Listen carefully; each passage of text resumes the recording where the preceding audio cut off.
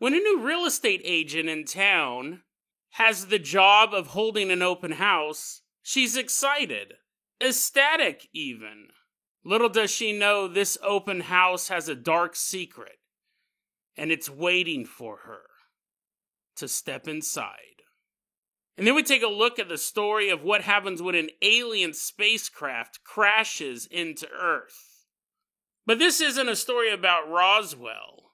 This isn't a story about alien bodies being pulled out of burning wreckage, no. The aliens who crash survive the impact. But what happens next will let the aliens know whether or not humans truly are friend or foe. Today on Dead Rabbit Radio.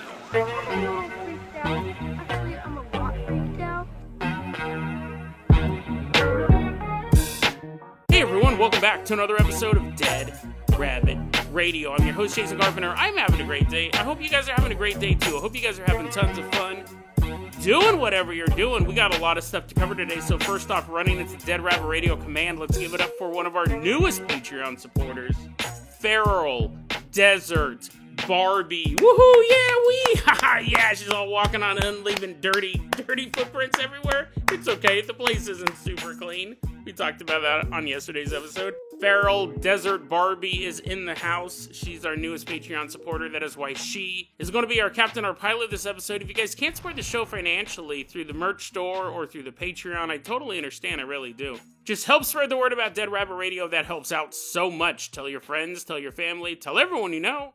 Dead Rabbit Radio is your favorite paranormal show. That is how you can help the show grow. Really, really does help when you tell people about it. Feral Desert Barbie, let's go ahead and toss you the keys. Oh, this is fitting, because desert. I'm going to go ahead and toss you the keys to the Dead Rabbit Dune Buggy. Everyone climb on board this beautiful, dust-covered vehicle. It's even more dusty now that she's showing up. It's like a Pigpen effect. There's this little cloud of dust following her. You know, Jason, people aren't going to join the Patreon if you make fun of their usernames. No, I'm not making fun.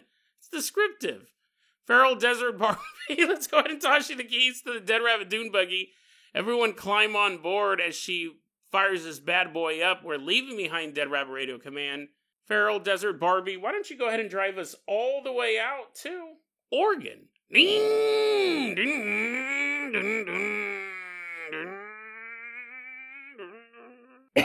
I'll be honest, that actually hurt. That first ring, I did something to my throat. Guys, you know, the show's been going on for 6 years. I think we're coming up to our 7th year anniversary. I think there's going to be a point where I'm too old to do the sound effects. I don't know what we're going to do at that point. I never thought I would say that, but that took a lot out of me. I'm going to go take a nap. We'll continue the episode in a little bit. No, just joking. I mean, that did hurt, but I'm not going to take a nap. Anyways, we're driving on out to Oregon. Specifically, we're headed to Ashland, Oregon.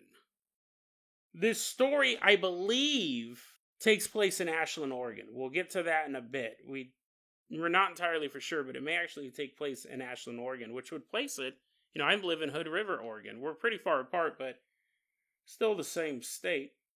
And there we're going to meet a young woman. We don't have her real name, but we're going to call her Debbie. Now, Debbie, when this story begins, is a newcomer to the world of real estate. She's going to be a real estate salesman. Is that the term? A realtor. She's a realtor. She's going to be selling these homes. And she's super excited about it. She's really jazzed at the fact, I mean, you can make a ton of money. There's a lot of stress. It's a lot of work. She can make a ton of money doing it. And Debbie's excited about it. Some people want the challenge. I do like sales, but I don't have it in me anymore. I used to be a retail salesman. Boomboxes, that's how old I am. Like, Jason, you were a boombox salesman? Did you also carry around a piece of cardboard and have a Kangol hat on and you gave demonstrations on the street corners? Yeah, I used to sell boomboxes and Walkmans. Like legit tape and CD disc players, Discmans. Back when I worked at Circuit City in when would that have been? Late 90s. Debbie is a real estate agent. It's a lot of work, high rewards, all of that stuff. Now, at this point, she's pretty new to the real estate game. So when one of her coworkers says, "Hey, Debbie, can you do me a favor?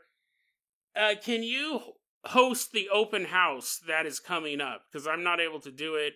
You got other obligations. Would you mind doing the open house at this location? And Debbie's super excited. It's going to be her first open house, even though it's not technically for hers.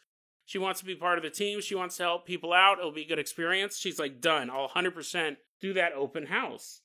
And she looks at some photos online. Obviously they've taken photos of the house just for her to get an idea of what she's going to be talking about. The realtor's kind of pointing out some special things about the house and showing Debbie the photos. And Debbie realizes, one, the previous owner took everything out when they moved, which is pretty typical. So there was no furniture there. No furniture at all, which wouldn't be a big deal. But Debbie noted, I better bring a chair with me. Because otherwise, I'll be waiting around a lot. Make a note, bring a chair for when I go to this house. The house, she described it as an antique house that she believes was built in 1735. Which is very old. Very, very old.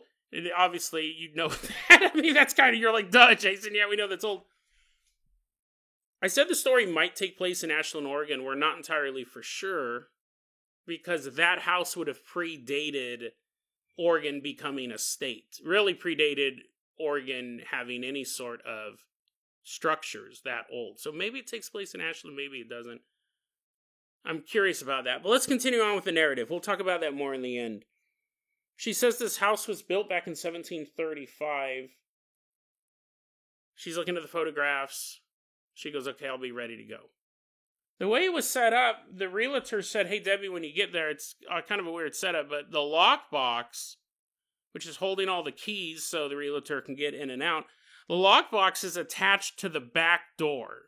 So you're going to have to park your car in the back of the lot to access the house. And Debbie doesn't think anything of it. Yeah, sure, I can do that. She parks in back. She gets her key out of the lockbox, and she opens the door. The back door.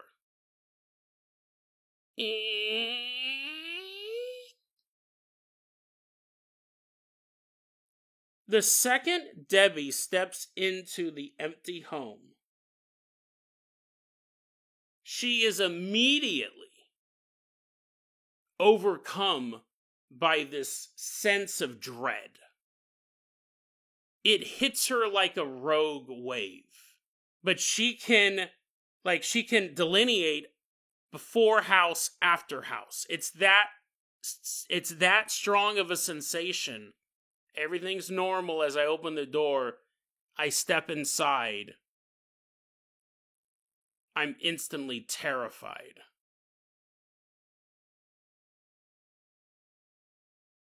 But it's very interesting. She goes, I thought at the time, I mean, obviously the story's going to end up in a bad situation since we're covering it on this show. She goes, I thought at the time maybe this was just first open house jitters. Maybe all realtors are constantly scared beyond all reasoning. She steps into the house. She gets this terrible, terrible feeling, but she brushes it off and goes, maybe I'm just nervous. She's in the house, and then she realizes, wait a second, I left something in my car. So she leaves the house. She loses all of the fear. Like, she steps back out into the daylight. She's out of the house. This sensation vanishes, which again makes her think it's just all in her head. She goes to her car. She gets something out. She walks back into the house, and she said, once again, the second I stepped over that threshold, something felt wrong. Terribly, horribly wrong. And now she's going, this may not just be jitters. So she says out loud to the house, I'm just here to do an open house. Please let me. She continues to walk through the house, and she begins turning on the lights on the ground floor level. There's an upstairs, and while she's doing that, she sees how to get down into the basement. Now, it's not a door. I saw what looked to be some sort of hatch or bulkhead on the floor. And she goes, I'm not going down there. I don't care how many people ask, hey, can we see what the basement looks like? She's like, yeah, sure, here's a flashlight. She goes, I'm not going down there. I'm not going to see what's in the basement. It's just a weird way to have a basement hatch. So she's like, I'm not doing that. And the realtor, who sent her out said, turn on all the lights in the house. And that's what she was doing. So after she turned all the lights on the ground floor, she went to the stairs to go upstairs, and she just looked up the stairs. And she goes, I'm not going up there, and I'm not turning those lights on. If the realtor has a problem with that, they can come out here, because I'm not going up there. She's really listening to her instincts at this point. She goes, I'm not going up there. And it's not that she saw something up there. It's not that she felt it was going to be creepy up there. She was just practicing wise judgment. If people want to go up there, maybe I'll go up there if there's a big enough group. Why don't we wait till a couple more people show up before I give you this open house? She goes, I'm not going up there, though. I'm not turning those lights on. I don't care what the instructions were.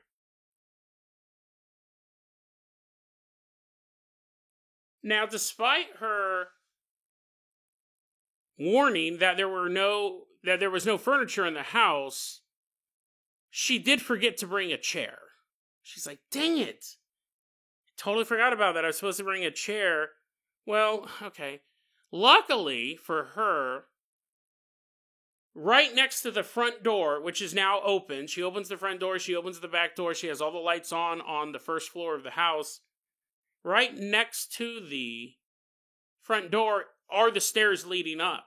So she goes, I'll just sit on the bottom stairs. And this is where I'll sit as I'm waiting for people to show up. I gotta say, it's pretty ballsy. I mean, she doesn't want to go upstairs, but she'll sit with her back to the upstairs.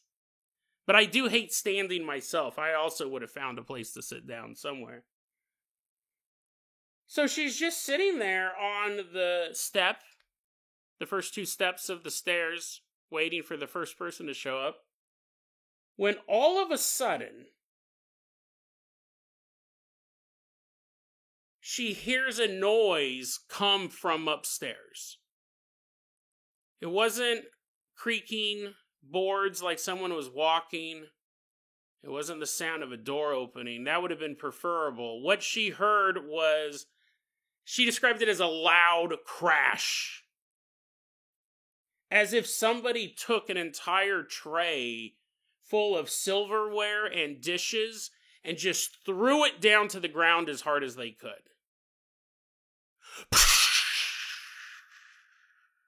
And she goes, okay, I'm definitely not sitting with my back to the stairs now. She got up and she sat on the front porch for 2 hours. 2 hours was how long the open house was supposed to be. Not a single person showed up to view the house. And she was glad. Right? She doesn't want to go back in there. She's sitting outside of the house, just waiting and silently hoping that nobody shows up. Nobody does. But now she has to close up the open house. She has to walk back in, shut all the lights off on the ground floor, and lock the front door and the back door. She's dreading this. I gotta go back in there. Well, after the open house ends, she gets up and she locks the front door, and as she's walking through the first floor of the house and shutting off the lights, I mean, come on, man, that's like almost like a dare. It's something that kids would do. Oh, go to old man McGintley's house and turn the lights on and shut them off. She's saying the entire time as she's walking through, Our Father who art in heaven, hallowed be his name. Thy kingdom come, thy will be done on earth as it is in heaven. She's praying as she's walking through the house, shutting these lights off. But she shuts off all the lights on the ground floor. She locks the back door. She's outside of the house, puts the key back in the lockbox, gets in her car, and drives home. But that's not the end of the story. Because later that night when she's at home with her husband, they're laying in bed, he falls asleep, she can't. She feels too unsettled by the events of the day. She can't fall asleep. So what she does is she gets up and she gets her rosary and she places it on the nightstand next to her side of the bed. After that, after feeling the divine protection that this rosary gives her, she's finally able to fall asleep. The next morning, Debbie wakes up. She gets up earlier than her husband. She drives to work to start opening up the realtor's office, get ready for the day. While she's at work, she gets a phone call from her husband. And her husband says, hey, I might go to the hospital. I don't know what I'm supposed to do right now. One of my eyes is bleeding. So I don't know if it was like a burst blood vessel in his eye, and he was being a little overdramatic. But I mean, here's the thing. It could have actually been bleeding. She doesn't say whether or not he went to the hospital or anything like that. But he goes, I woke up and my eyeball was bleeding. Debbie then starts to believe that something demonic followed her out of that house. It latched onto her and she inadvertently brought it home. She thinks that, honestly, by her taking the rosary and putting it by her side of the bed, it angered whatever demon or whatever supernatural force had followed her home, and so it attacked him violently, causing this bleeding from the eye. What she did that night was she took a blessed crucifix that she had, and she put it on her husband's nightstand, and neither of them were ever attacked after that. That was enough protection while they were sleeping. They didn't have any more problems. To this day, Debbie does feel like a demon followed her home from that house. And luckily, she knew what to do to keep her and her husband safe. She also said that Debbie went on to work a 8-year career in real estate in that area. And over the course of those 8 years, no one ever bought that house. It just sat there empty. Well, empty of any human life.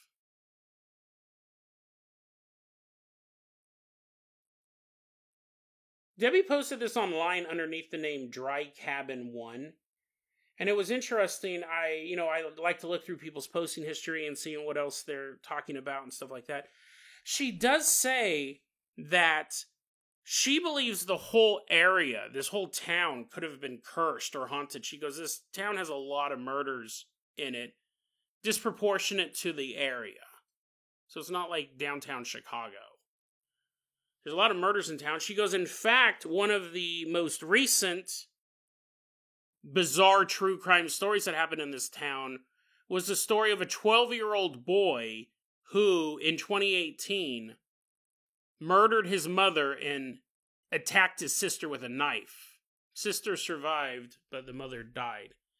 So with that information, I actually went and started looking that up. I did find a case where in 2017, he was convicted in 2018, a 12-year-old boy named Ezekiel Holmes did stab his mother in the kitchen, then run upstairs and start stabbing his sister.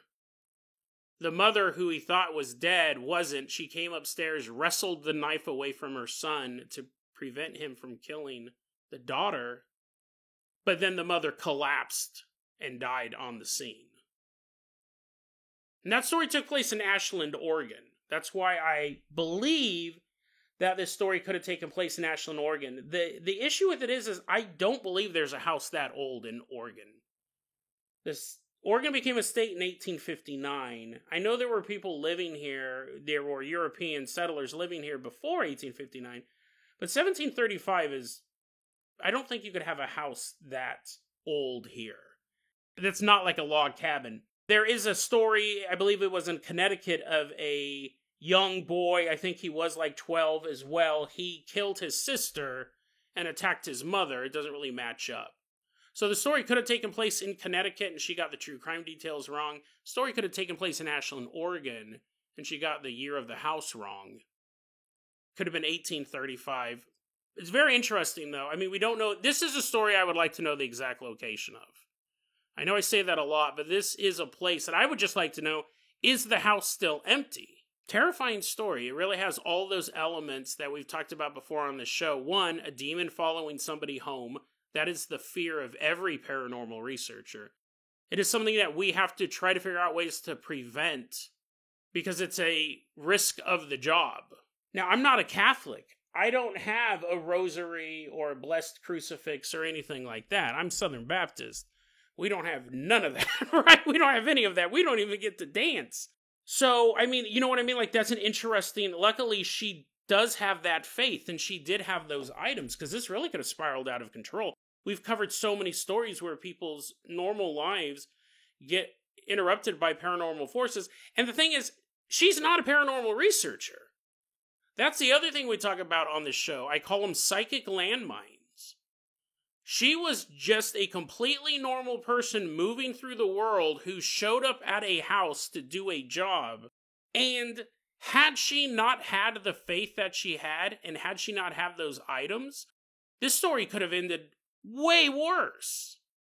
These places that we may pass through and not even know that there's something lurking there, that you're setting off a tripwire. You've activated this demon to enter your world. Or cursed items. You go to a thrift store, you buy a cool book or a fun-looking toy or a vintage board game or whatever. And you're not a paranormal researcher. You're not looking for cursed items. You just saw, hey man, I remember we used to play this game when we were kids. Labyrinth. This game's awesome. You're all moving the little pieces around, trying to find your way to the treasure. But what you don't know was that that was some kid's favorite board game. That was his one treasure that he had as a child, and then his dad beat him to death one night. Now the board game's cursed. You didn't know that. You didn't want to know that. You're like, oh man, I don't want to play this game anymore. That's sad. The psychic landmines, I think there's a ton of them out there. And what's interesting is, one, you have to wonder, did the original realtor not want to go to that house? Did they make up a reason?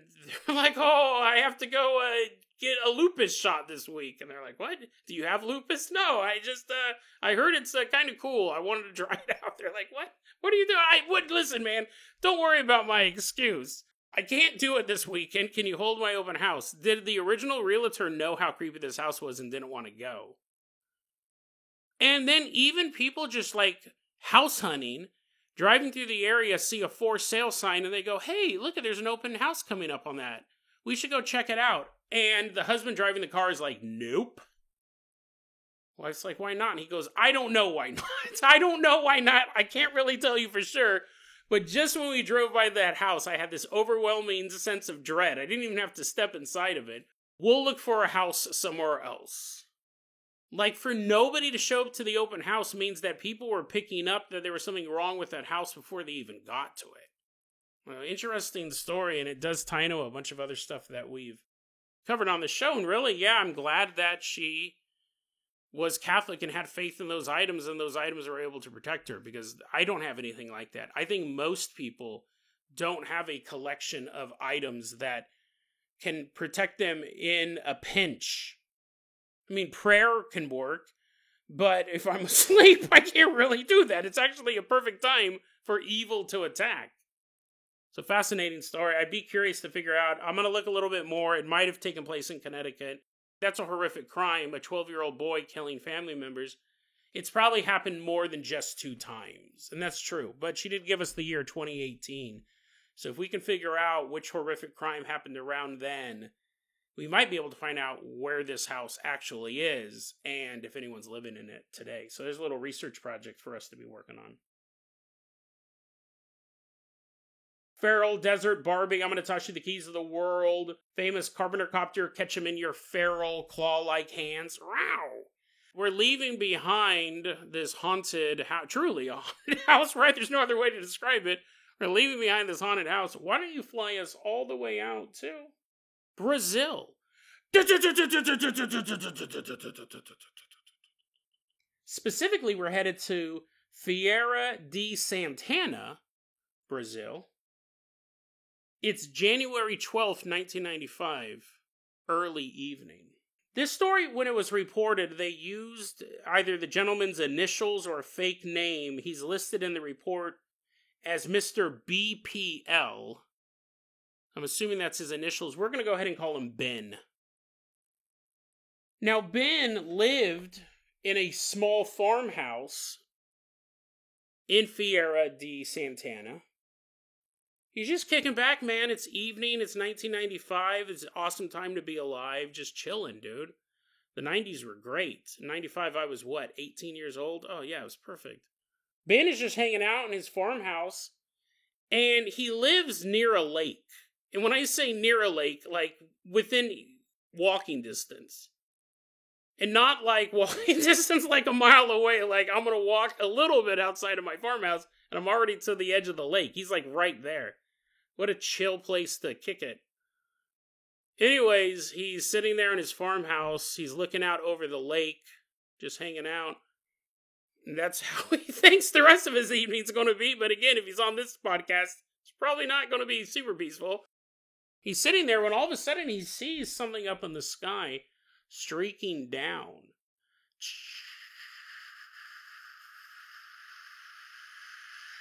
He sees, and the only way you can describe it is a flying saucer. It's this metallic saucer-shaped aircraft streaking towards the Earth. But it looks like it's in trouble. It's not that flames are shooting out or pieces are flying off of it, but you don't have to be a air traffic controller to realize, wait a second, the angle that's coming down, plus the speed it's traveling, I think it's in trouble. And he's right. He actually watches this flying saucer crash right into the lake.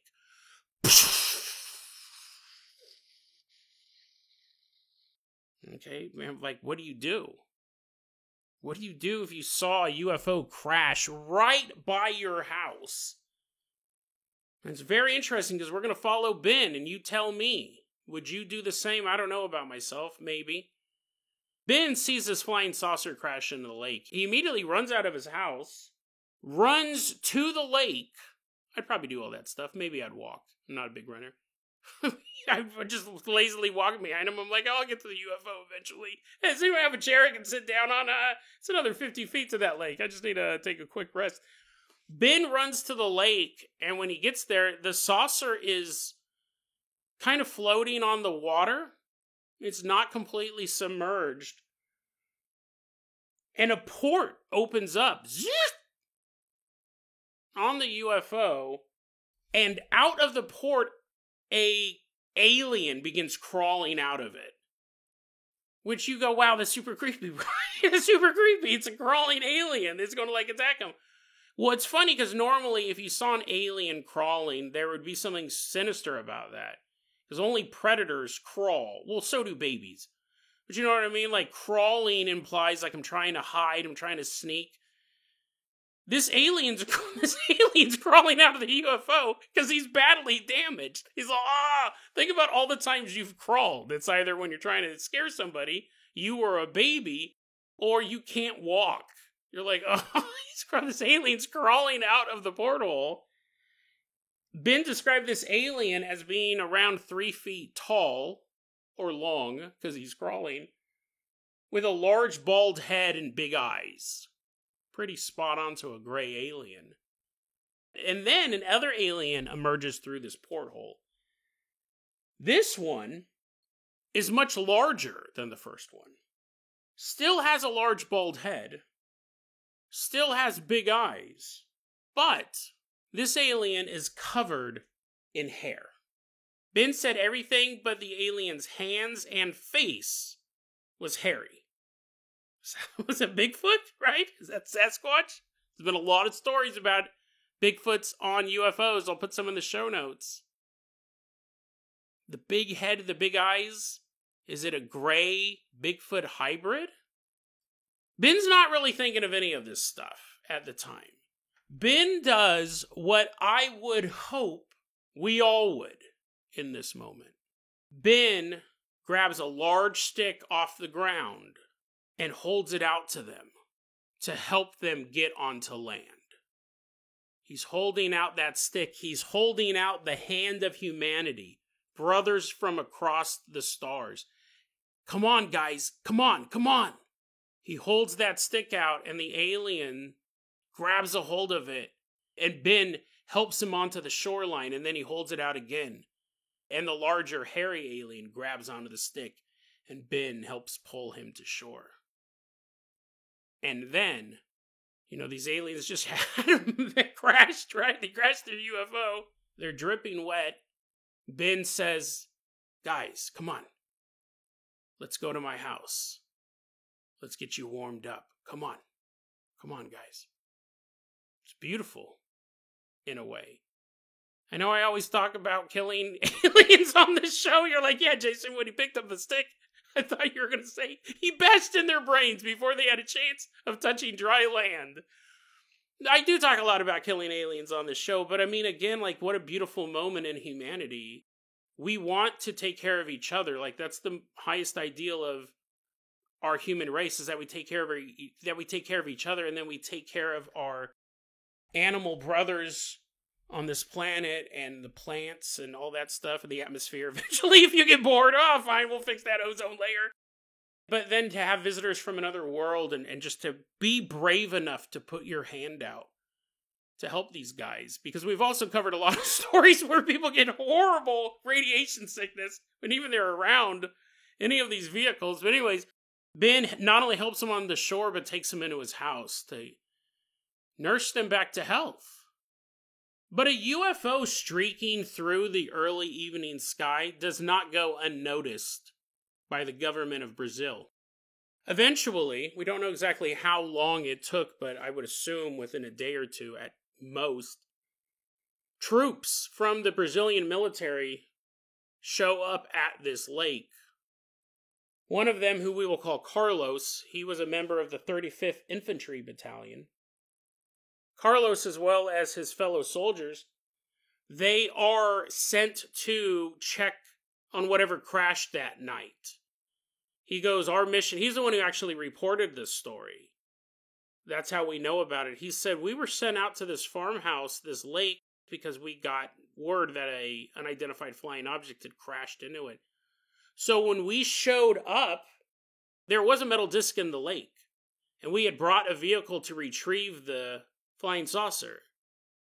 And like many stories have stated before, when they moved the flying saucer out of the lake onto the truck, it was way lighter than it looked.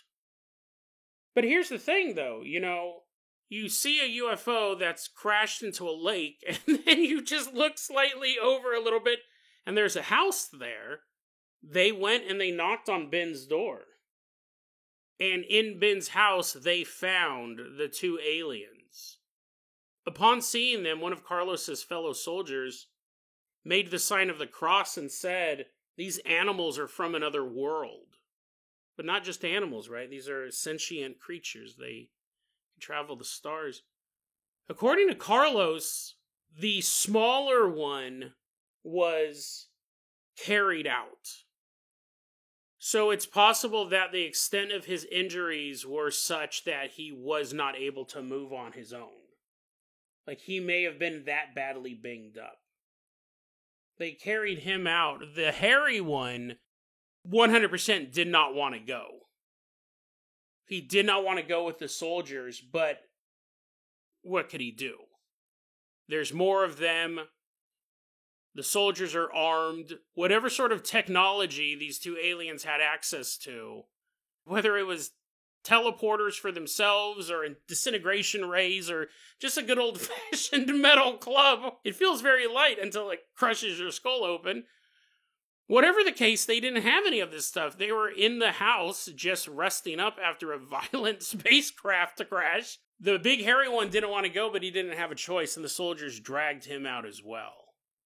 The story was posted in a UFO zine called Filer's Files back in 2001. The article was written by Donald Ware. I found this story on thinkaboutitdocs.com. But that's not the end of it. That's actually the end of that story.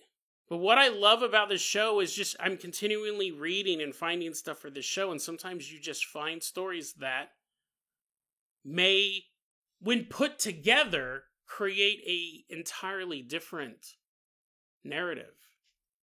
I also found this one on thinkaboutitdocs.com.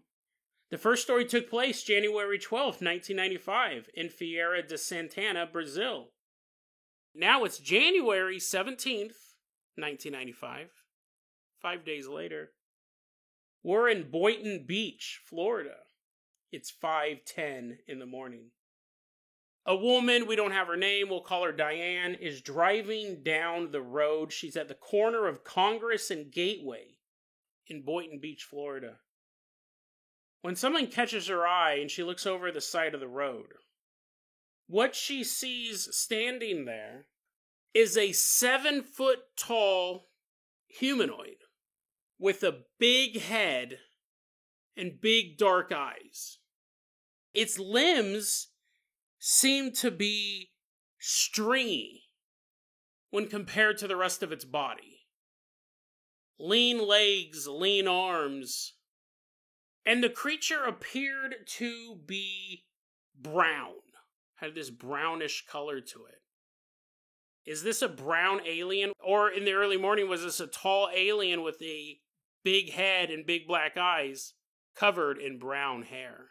Diane sees this figure standing on the side of the road. Then, 60 feet in front of Diane's car, she sees a transparent craft. That's the only way she could really describe it. She said it looked like a multi-sided crystal. Completely abstract. This is no flying saucer. This is no black triangle.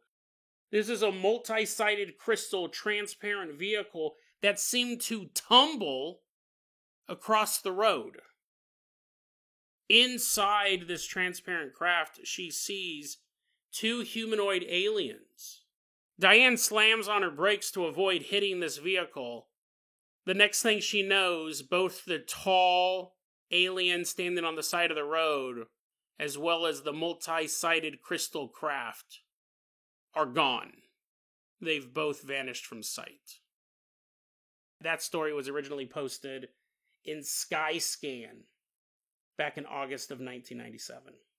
So you go, Jason, are you trying to say in some way that those stories are related? Yeah, I am saying that. Let me go ahead and lay out all my cards. I don't have a ton of time, but this is what I think happened here. And first off, I gotta say, 2 events happening in close... I know geographically they're far apart, Florida versus Brazil, but UFO encounters that take place in a short amount of time period, that is very rare. That is very rare, and they usually are grouped as an event.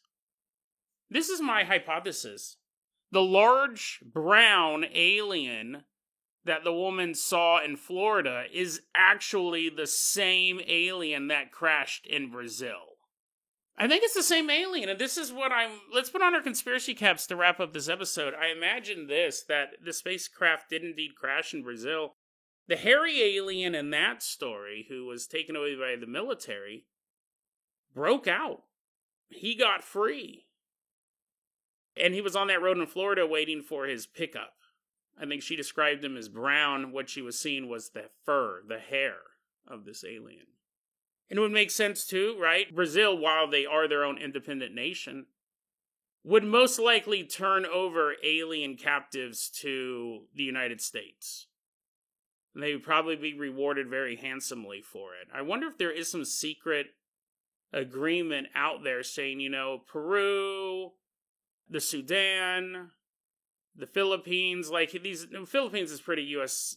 pretty closely U.S. allied nation. But what I'm saying is I wonder if, you have first world to second world and third world countries. First world is the West. Second world, you don't hear very often. That's the old Soviet countries, the Soviet bloc. Third world countries were poor because they weren't aligned with either global superpower during the Cold War, so no one was giving them any money.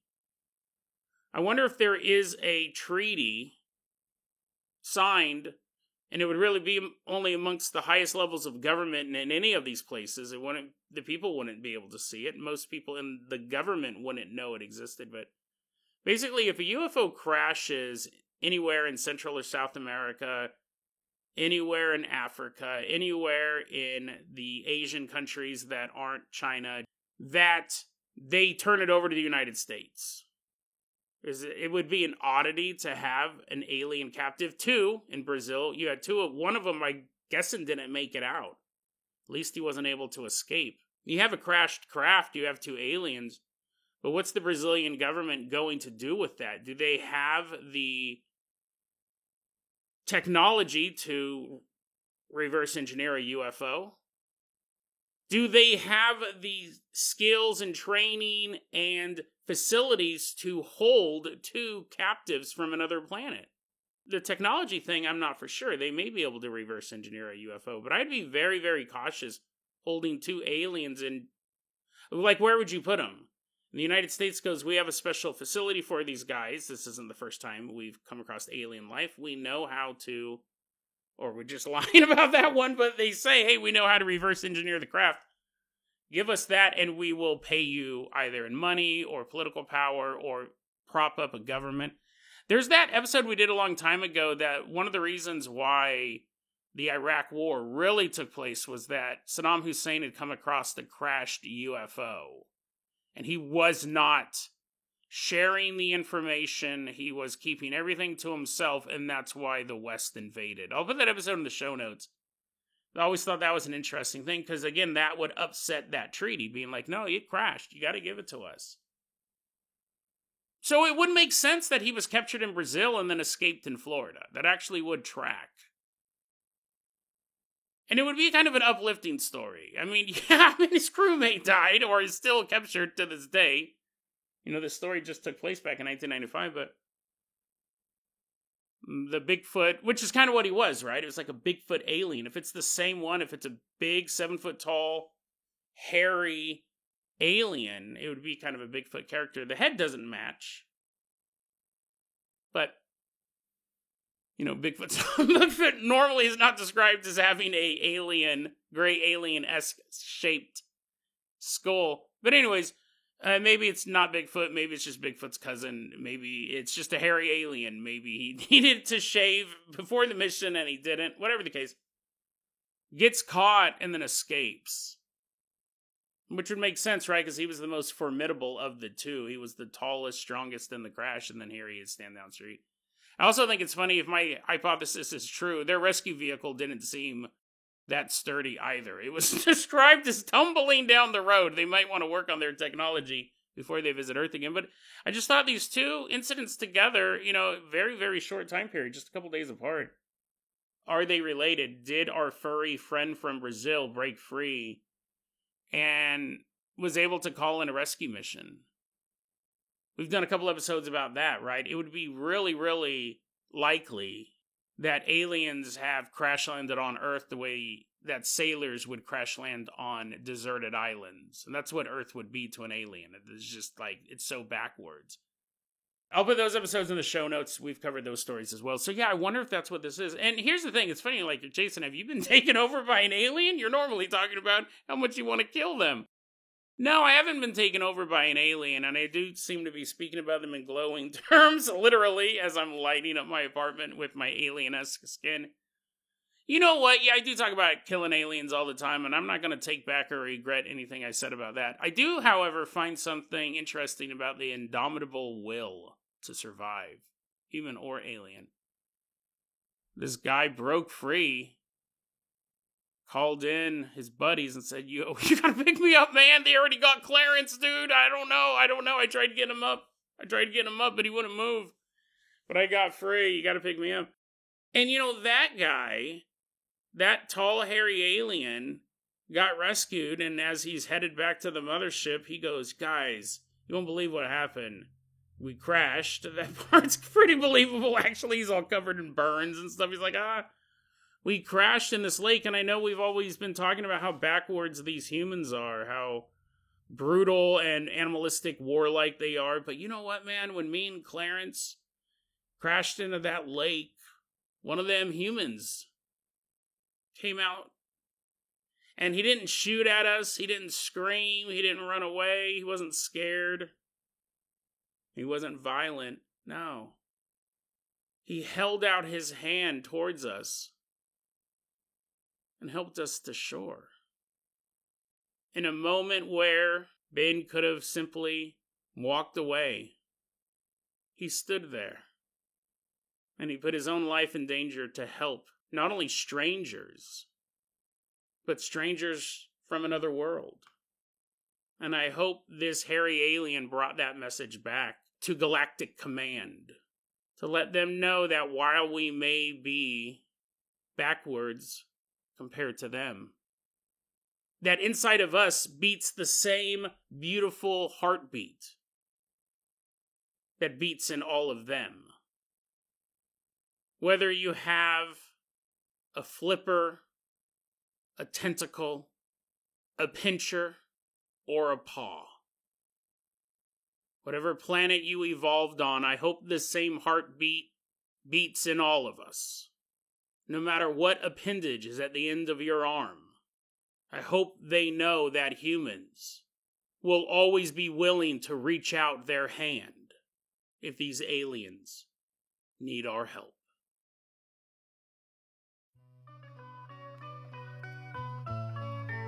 DeadRabbitRadio@gmail.com is going to be our email address. You can also hit us up at Facebook.com/DeadRabbitRadio. TikTok is @DeadRabbitRadio. Dead Rabbit Radio is the daily paranormal, conspiracy, and true crime podcast. You don't have to listen to it every day, but I'm glad you listened to it today. Have a great